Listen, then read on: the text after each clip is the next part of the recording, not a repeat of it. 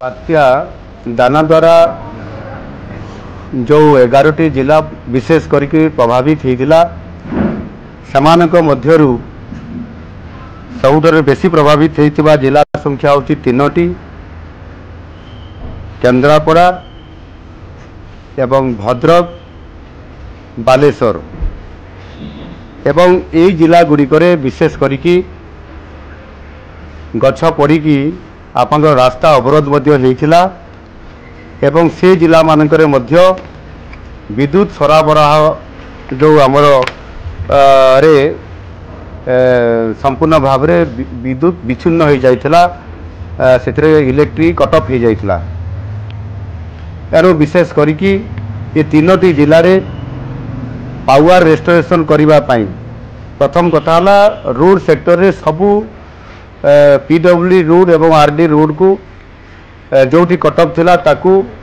गतकाली संध्यार ही तार संपूर्ण भाव में से रोड गुड़िक गछ कटा कौटी भी किसी जो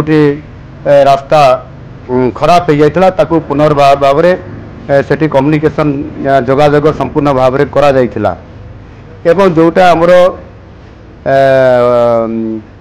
बिजुली जो सरबराह जो आमर व्याहत होता से विशेष करके प्रभावित होता जिला भितर गोटे हूँ केन्द्रापड़ा जिला। केन्द्रापड़ा जिले में त्वरित पर्यायर ये कार्यक्रम को पावर आपंकर जिते रेस्टोरेशन काम आरंभ है निजे निजे आमर शक्ति विभाग प्रमुख शासन सचिव हेमंत शर्मा को पठागला एवं से संपूर्ण भाव में आज संध्या सुधा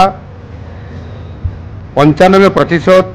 जो उपभोक्ता मानू से विद्युत संयोग जोटा कि आमर दाबी थिला ताहा संपूर्ण हो जाइछि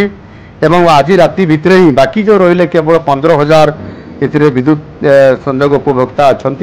से आज राति भितर संयोग